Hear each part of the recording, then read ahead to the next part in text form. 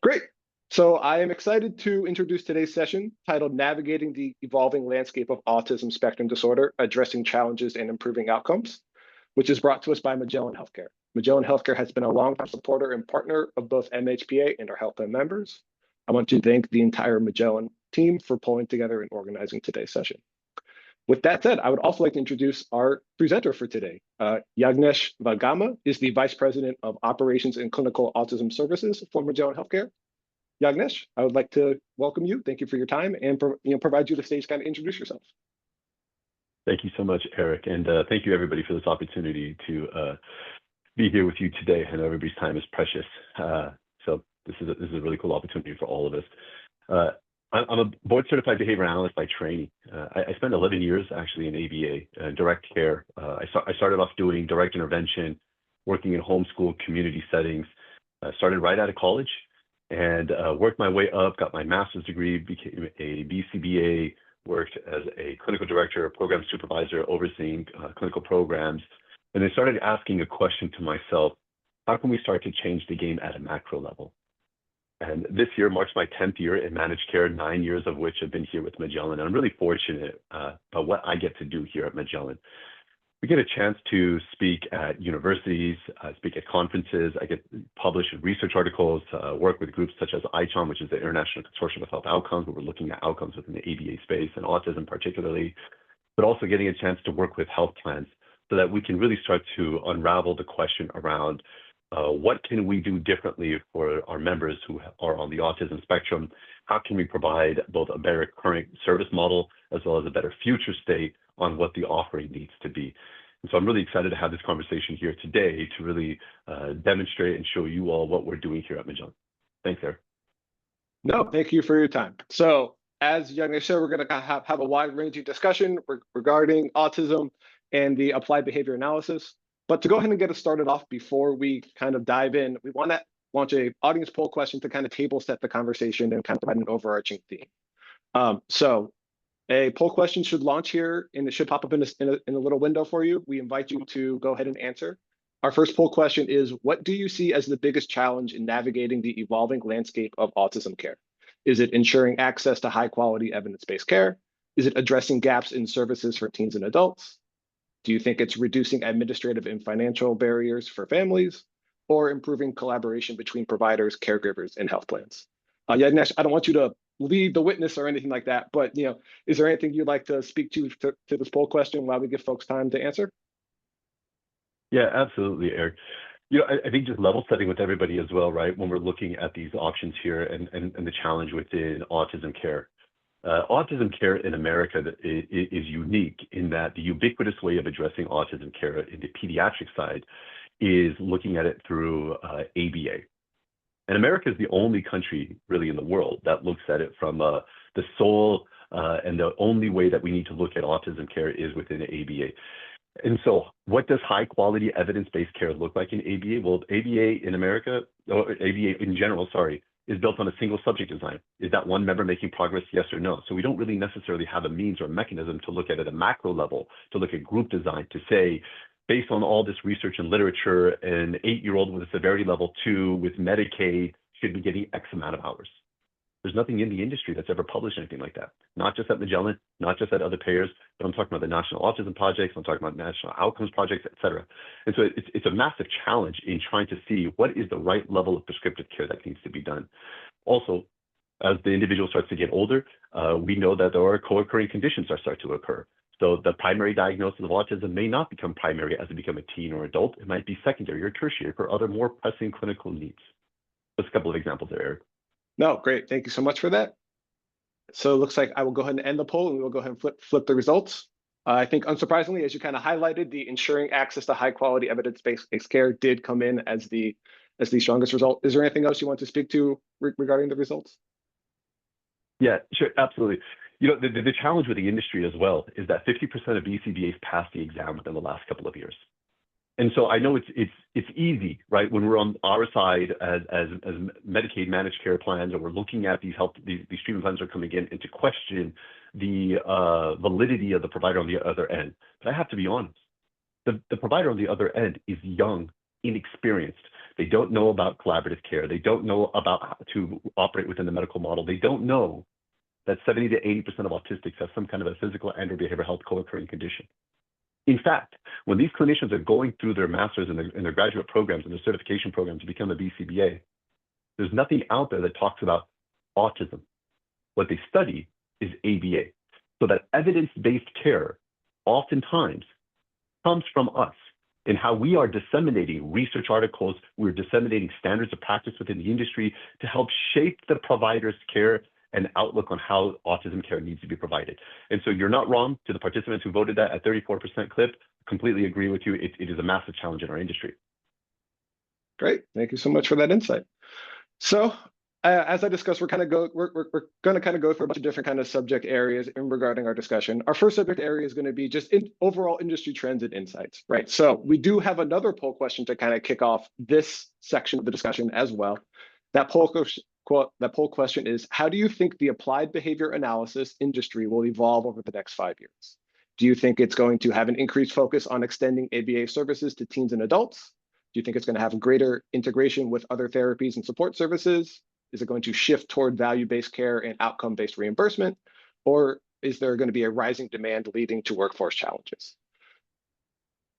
So we'll give people, same exact function as last time, we'll give people a minute or so to go ahead and answer here. Yagnesh, I don't want, to continue to have you lead the witnesses again, but, is there anything that stands out to you regarding this question?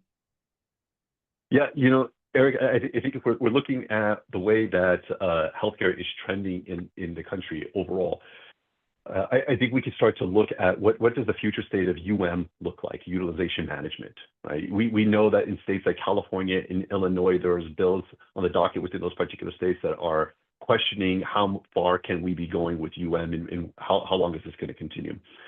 And so what we're trying to do here at Magellan is really take an aggressive approach into our value-based and outcomes-based reimbursement. And the reason for that is that we know even within Parity 2.0, the questioning around what does that future state look like? And so what we have to be able to do is look at this through innovation. 60% of all of healthcare is currently on a value-based arrangement, but we know the challenges within behavioral health and where that exists.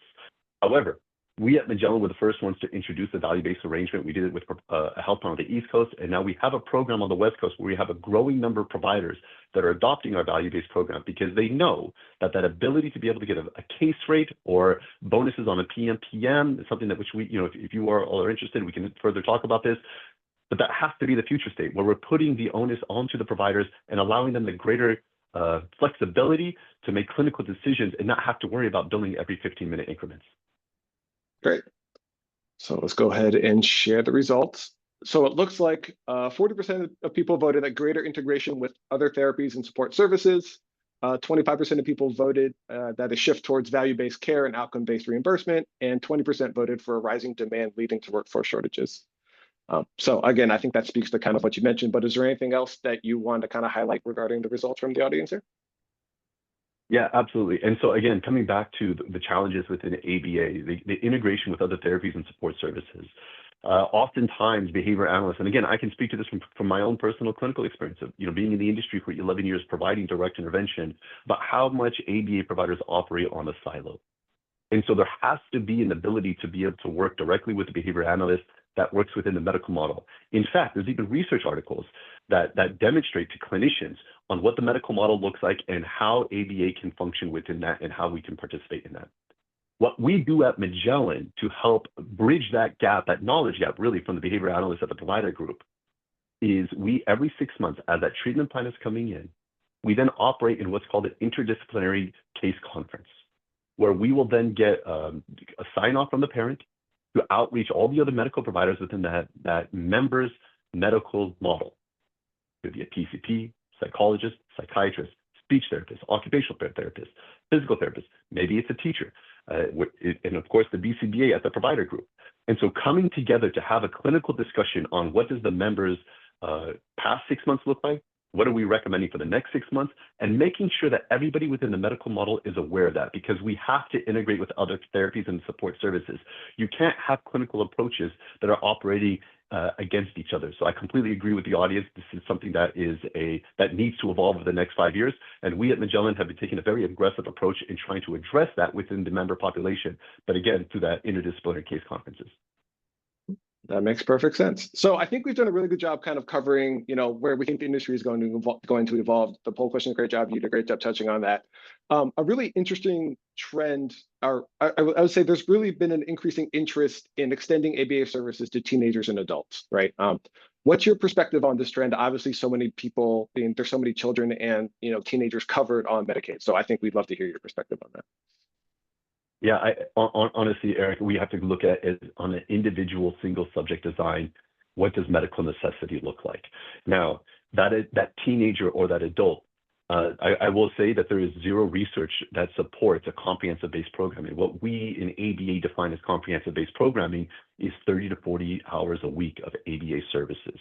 In fact, the state of Oregon put out a meta-analysis where they agreed with that statement, and they said they don't find any research that supports comprehensive services for somebody over the age of 12 years old. Now, does that mean a 14-year-old with severity level 3 potentially needs a 2-to-1 because of severe aggressive behavior so that we can make sure that they stay in the home, don't have to be institutionalized? Will we authorize something like that? Yes, absolutely. And so again, we have to look at it on a single subject design. What does medical necessity look like? And how can we prepare that individual better for the future? Does that mean more hours in the short term so that in the long term that we're no longer needing it? But coming back to the original question, actually the question right before this one around what does the future state look like, we have to make sure that we are diagnosing and re-diagnosing autism. Again, 70 to 80% of autistics have some kind of physical and or behavioral health co-occurring condition. So what are we going to be able to do to address that? And as that young person ages through teenage and adulthood, that primary diagnosis will oftentimes become secondary or tertiary to maybe oppositional defiance disorder, ADD or ADHD, intellectual disability. There's a strong co-occurring rates with even sleep disorders or GI issues. And so how are we being able to capture that and making sure, is ABA appropriate for this teenager or adult? Possibly. But are there other therapies that are also needed in that individual's clinical treatment? Absolutely yes. And that's our responsibility to be able to screen, capture, and wrap around those services. Do you consider ABA to be the gold standard of care for individuals on the autism spectrum? Yes, I do. I absolutely do believe it's the gold standard of care to address the behavioral symptomologies that autism could oftentimes present. And so it's very important that we are looking at it from that lens. Also, in early intervention, it's wildly important to access ABA because the brain at a young age has the greatest plasticity. And so it's important for us to be able to provide these learning opportunities and to teach new and emerging skills for the individual so they can better set them up for the future. Every research article that comes out that says, that looks at the validity of ABA continues to support that early intervention is going to be needed so that we can remediate the behavioral symptomologies later on in life. Great. So now I think we're going to kind of pivot to kind of the utilization and access to care aspect for the discussion. So we have another poll question as we kind of move into the next area of this discussion. It should launch for you here just in a second. The poll question is, what do you see as the biggest barrier to accessing autism services today? Is it provider shortages and long wait times? Is it insurance coverage limitations or prior authorizations? Lack of access or delayed diagnosis, or geographic disparities in care availability?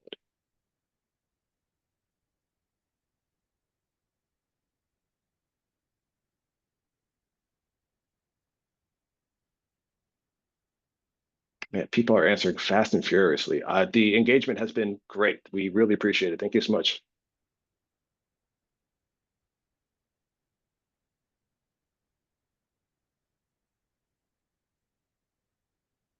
Okay, looks like we're going to end the poll and share the results. So provider shortages and long wait times came out as the overwhelming answer with about 45%, followed by insurance coverage, lack of awareness, and geographic disparities, all within kind of a similar range. Is there anything that stands out to you there with the provider shortages and long wait times being the clear winner for that question?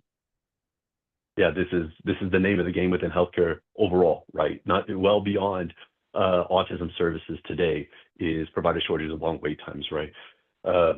We fully agree. We know this is a challenge. And so how can we look at this through innovation? How can we look at this differentially? Also, while there is a growing number of behavior analysts that are passing the exam and on a rolling basis, the diagnostic rates of autism are continuing to increase and skyrocket. And so are we intersecting? Are we being able to meet that demand? Oftentimes the answer is no, if we're being very honest here. So how are we able to address that provider shortage and long wait times? Having a national network, right? So Magellan, as an example, we have 24 health plans in our portfolio, over 12,000 members accessing services annually. And we currently have a footprint in 45 states around the entire country. And so how do you address provider shortages? Creating those partnerships with those national ABA providers that are growing, that have an interest in growing. I just had 2 conversations with providers yesterday that said, what states are you growing in, Yagnesh, and how can we partner with you? Also, on the long wait times, this is very interesting. On the commercial side, a member is more likely to find a provider one of 2 ways: referrals through friends and family and through direct marketing. That doesn't exist on the Medicaid side. So in fact, I can almost say here, Eric, that the provider shortages and long wait time is oftentimes coupled with the lack of awareness or delayed diagnosis. And so what can we do there? At Magellan, what we do to be able to address the long wait times is we actually operate in our Medicaid business on a concierge model. Our care managers, BCBAs, people who have similar experience just like me. In fact, Magellan's behavior analysts have 18 years average experience in ABA. So we've been around the block, fortunately, we understand the game. We work directly with the member to find out what their clinical acuity is, or we talk to the family. What is the clinical acuity? What is the clinical presentation? How can we better assist that member in finding out who that right provider is? And so we take that burden of sorts off of that lack of awareness, even if there's a delayed diagnosis. We're then finding out who that provider is, and then we're linking them up with services. And so with health plans, where we control both the network and we operate in a concierge program, we're able to meet access to care first appointment offerings at 100% of the time. And that's really important because somebody with Medicaid on average is going to get diagnosed anywhere from 1 to 2 years later than somebody with commercial insurance. And that is really important to address it immediately because, again, the brain, the plasticity, and teaching opportunities. So we have to get in there as soon as possible to make sure that member has a better clinical outcome for the future.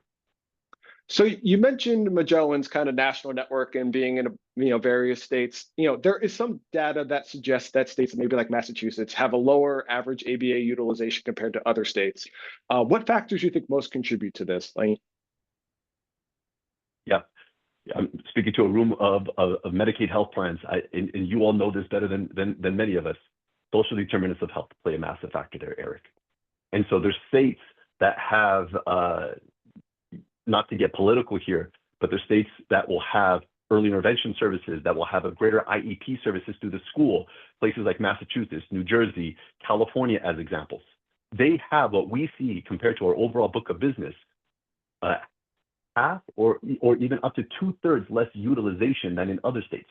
And the question is as to why? Well, that child is oftentimes in places like California, they're going to get early intervention services through the regional center. And then they're going to go from the regional center, and then when they turn 3 years old, they're going to go into the school system. And so they're going to be at school from, say, maybe 8:30 to 2:30. And then after school, then is when they get ABA services. Whereas other states like Louisiana, Texas, Georgia, Arizona, Indiana, as examples, they may not have those same social services into place. And so what they will do instead, when that child gets diagnosed with autism, they then go into a clinic-based service. And again, this is a social determinant factor, right? I understand there's greater factors at hand here. But in those kinds of states, what we see is 90% of utilization is done in a clinic-based setting. Whereas in the other states like California or Massachusetts, we see 90% of utilization in the home. And so there's not that opportunity to have large, massive programs where you're just doing home-based services. So there's definitely a differential on a state-by-state basis, Eric. Makes sense. So what evidence-based tools or methodologies, as you kind of touched on, guide the determination of appropriate ABA service hours? And how do treatment plans address comorbidities and support individuals transitioning out of certain behaviors? Yeah. So we take a multi-factorial approach into looking at medical necessity. We have our own internal medical necessity guideline that is updated annually where we look at new research and literature that we refresh our medical necessity criteria. We also have experience of working on things like minimum care guidelines or state sponsored guidelines that require us to use whether it's in Texas or Louisiana, as an example, where we have to use the state-specific guidelines. So we have experience, as well as we also have gone through the CASP, the Council of Autism Service Provider. We've gone through their training so that in places like California, we use the CASP guidelines. But it's not just the guidelines alone that which we use to make a determination. Again, it has to be multifactorial. We will also take into consideration research and literature.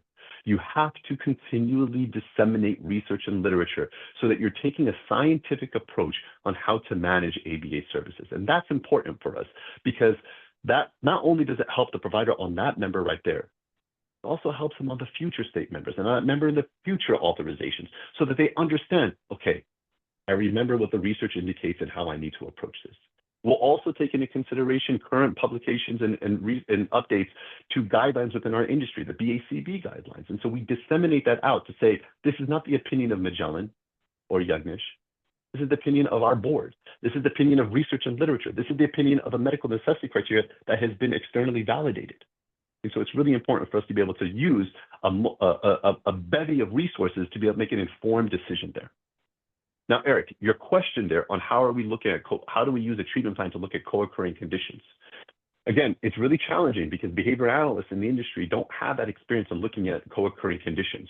And so our team, what we do here, we have a 100% prior authorization review as currently structured. Even on our value-based contracts, we are currently looking at every treatment plan on a prior authorization review, even to this day. So what we do is that we've combed through the report to make sure are the referrals that we need to make over to the health plan for a potential co-occurring condition.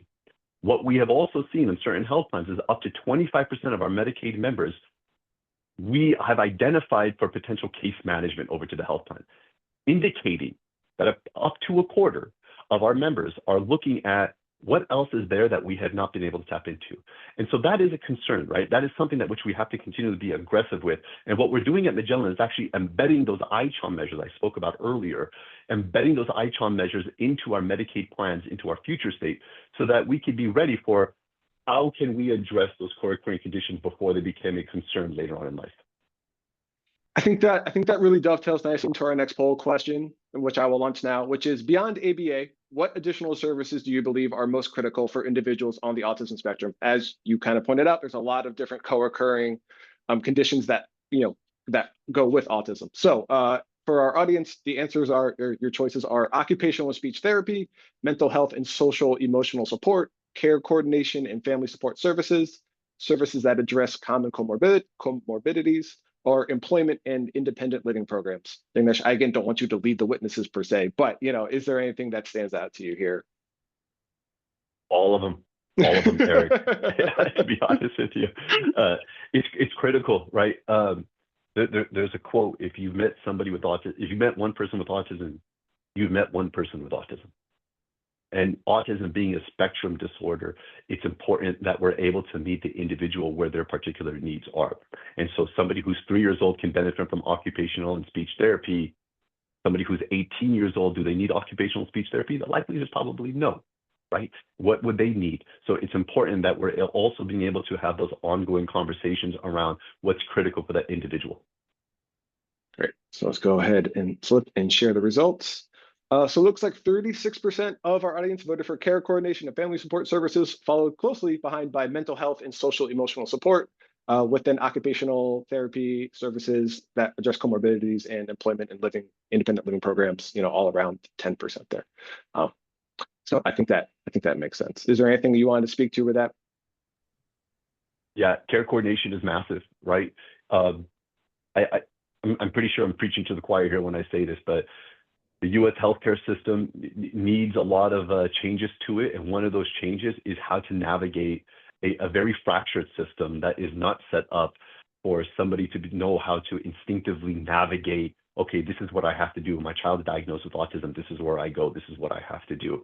Again, I'll keep coming back to on the concierge model, where we take a tremendous amount of pride in how we are helping that family navigate what those next steps are. So much so that our member satisfaction on our Medicaid side of the house consistently is over 80% satisfied. And a few years ago, we last conducted this with a particular Medicaid plan on the West Coast, our NPS was at a 71.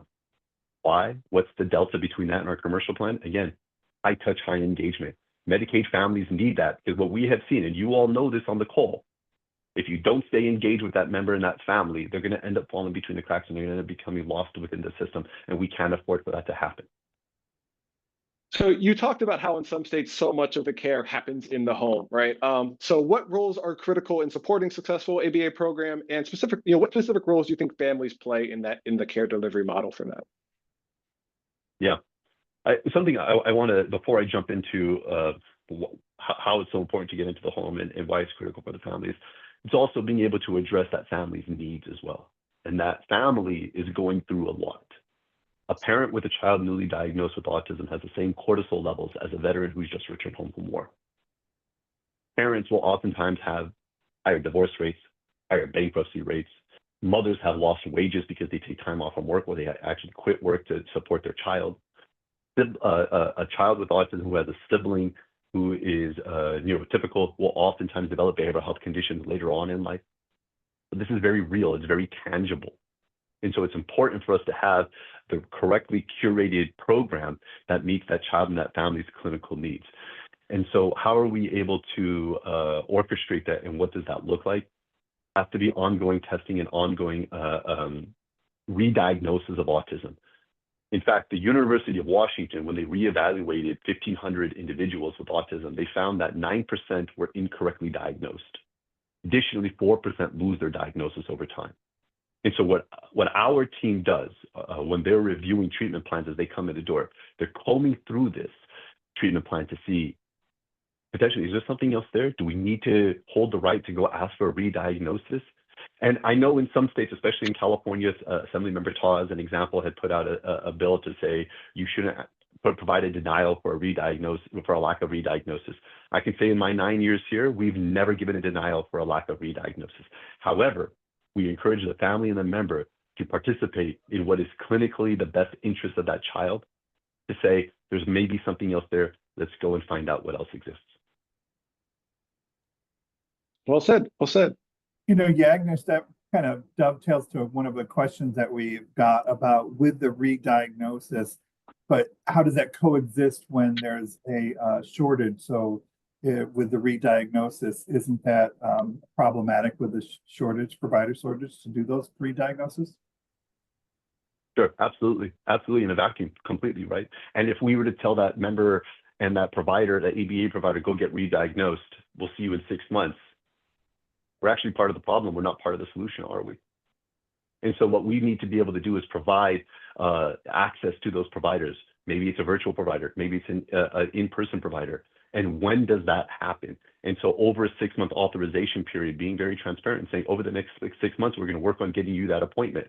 And so again, on the concierge model, and something else that I do want to also talk about is a navigator model that we're also taking part in here at Magellan. And we're currently trying to see how we can continue to develop the navigator program, but these are LCSWs, LMFTs, RNs, clinicians not associated within the ABA side of the house, but clinicians who can help guide and handhold that member and that family to say, okay, we're going to find you a diagnostician to help you out. We at Magellan, within our Medicaid plans, also control what's called the CDE, with a comprehensive diagnostic evaluation. And so we have an entire panel of virtual diagnosticians, in-person diagnosticians, whether it be at the university or the hospital setting, or outpatient clinicians, but also virtual clinicians. And in fact, with a Medicaid program where we control the CDE, where we compared those virtual diagnosticians to the in-person brick and mortar diagnosticians, we have the same confirmation of autism diagnostic rates between the two modalities. And so it's also important that we take on that burden for that family to see, does that child truly need in person, or can they benefit from virtual? Or are their clinical needs or their age precluding them from being able to participate in a virtual diagnosis? And so having those informed discussions really, Andy, help us to be able to address that provider shortage.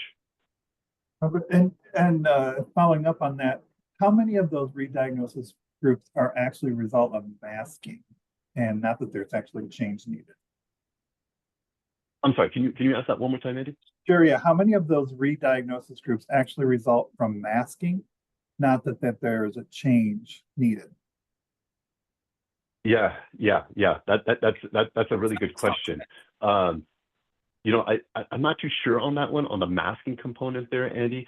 I will say, though, that within the re-diagnosis, what we do is that we actually encourage our diagnosticians to be independent away from the ABA provider group so that we don't have almost a feeder system back into the ABA community, right?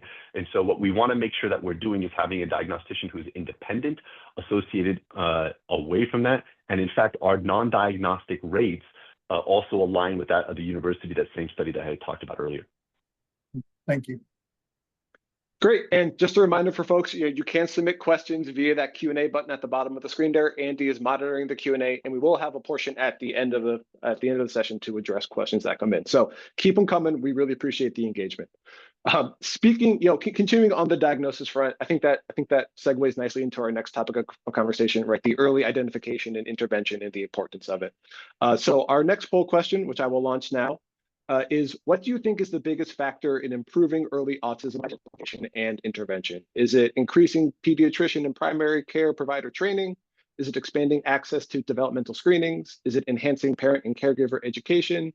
Or is it integrating early intervention with other pediatric services?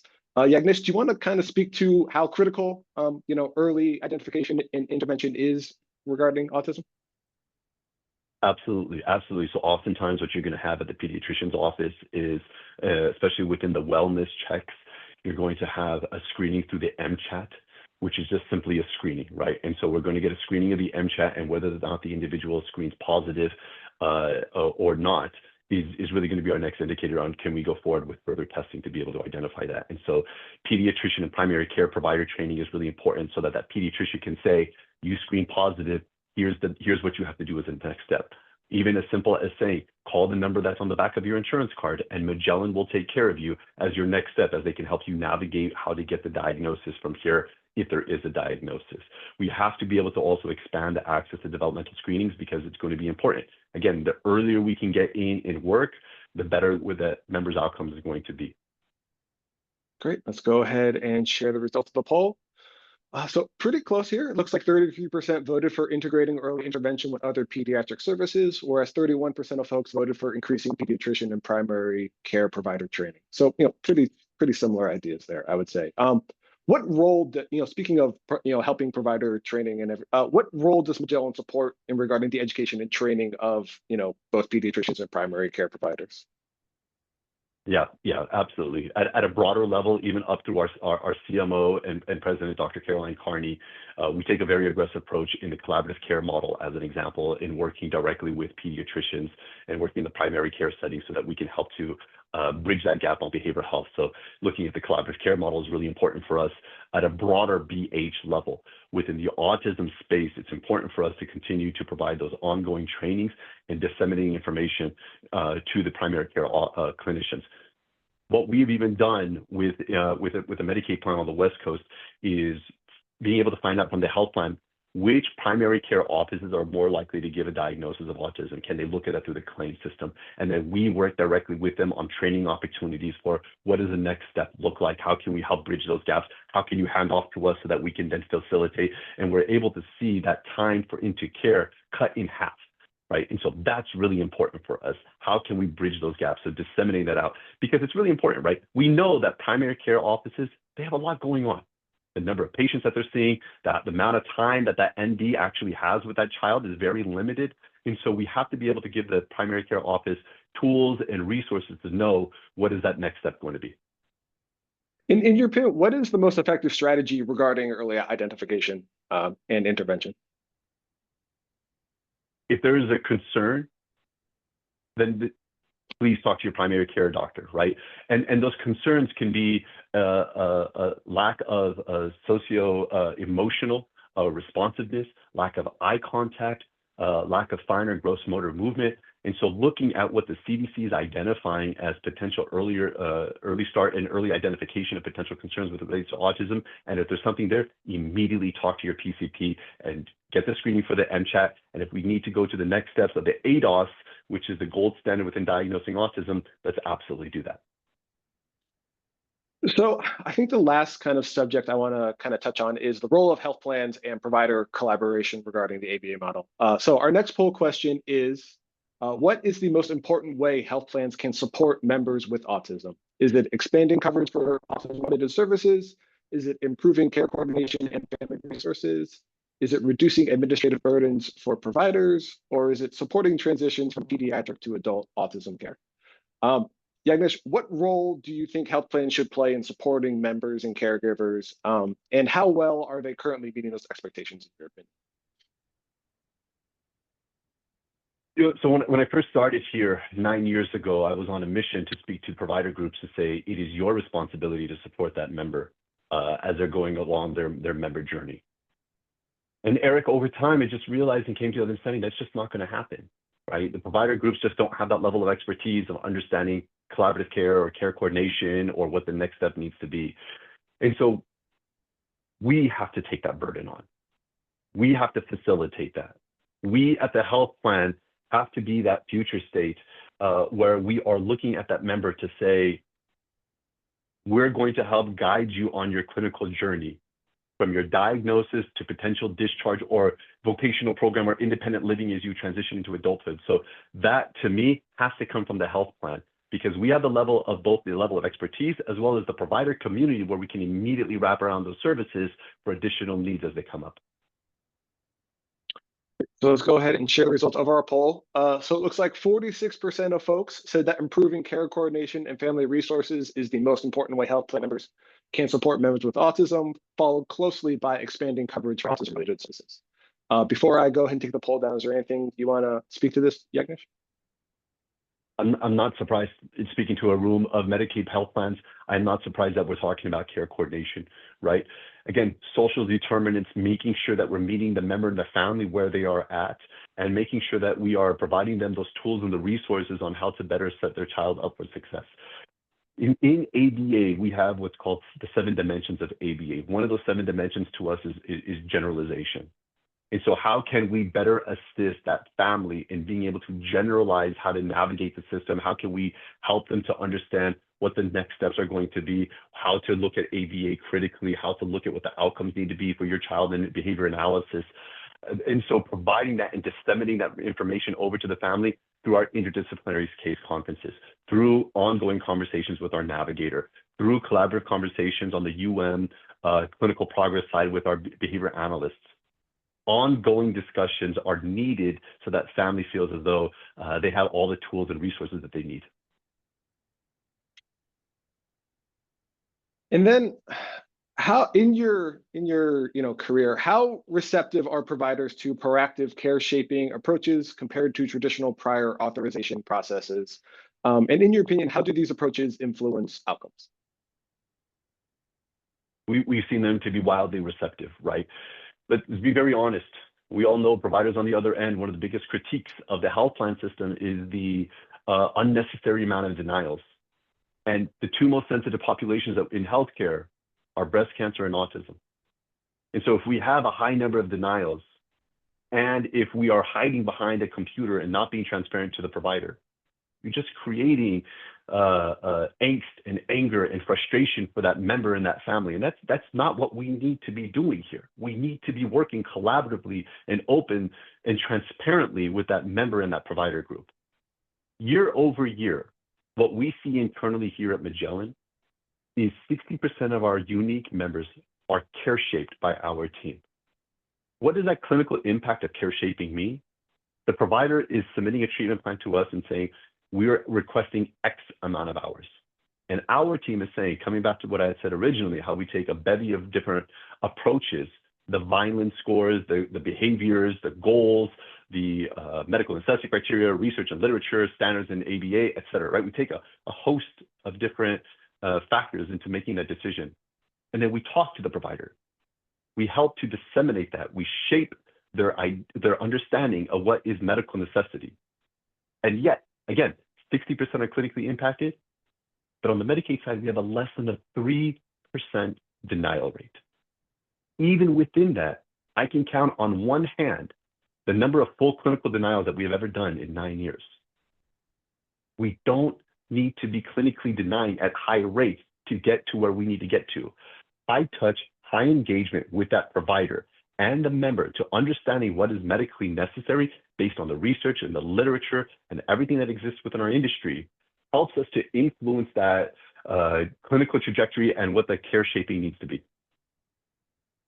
Great. Well, certainly thank you for your expertise and sharing, your insights from your career. With that, I think we're going to open it up for the questions. I see that we've had a bunch of great questions come in. So Andy, I will hand the steering wheel over to you to go ahead and kind of engage with some of the questions that we've seen come in. Yeah, absolutely. And the first one is probably the one you get the most, Yagnesh. So why is autism on the rise now? Is there a particular situation, or are we just better at identification and diagnosing now? The more of the latter. We're better at diagnosing now. We are much better at diagnosing. I will also say that there is, again, coming back to the epidemiological study I had talked about earlier around how we had identified how a family is being able to find a provider. Within that study as well, they really posed that question, right, around why is there an increase in the diagnosis? But they also found in that is that there's been a decrease in other diagnoses like intellectual disability in the pediatric population. And so where are those individuals going, right? And so I think by better being able to identify and diagnose and getting individuals into autism, we can then get them things like ABA services and other related services as well.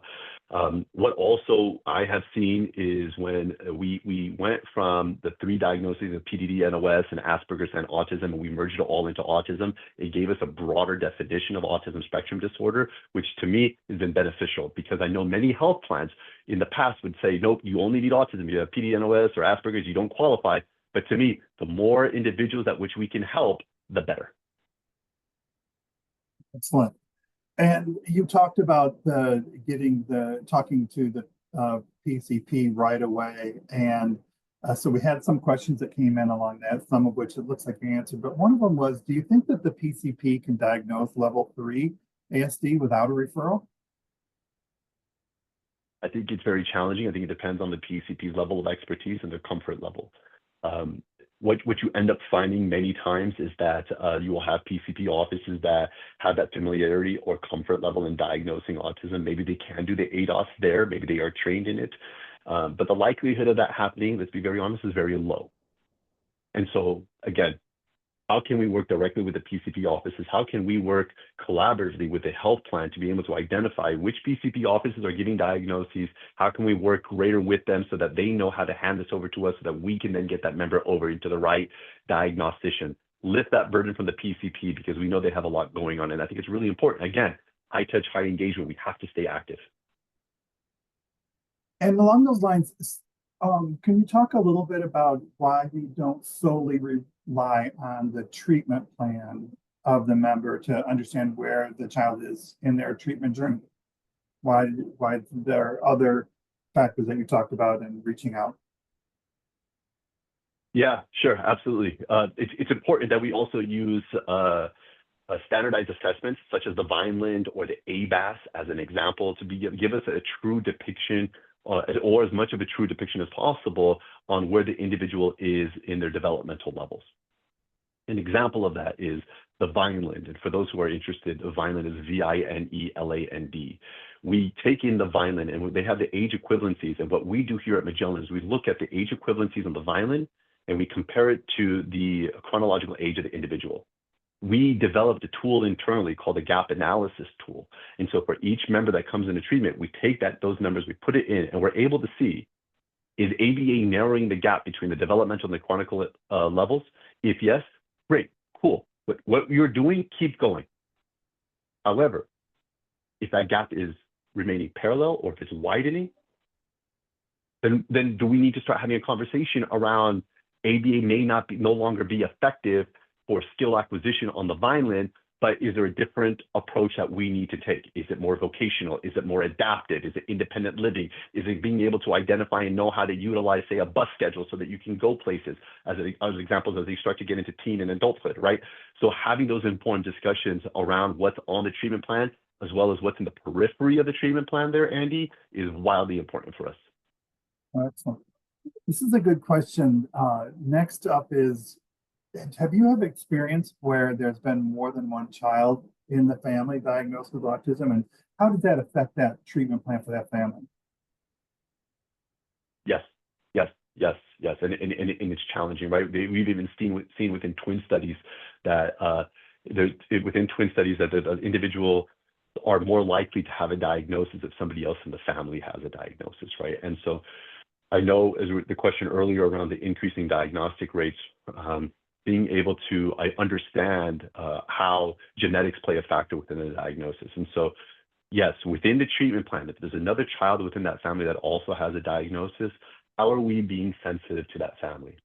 One thing that which we do at Magellan is a requirement for us is ongoing caregiver training and caregiver participation.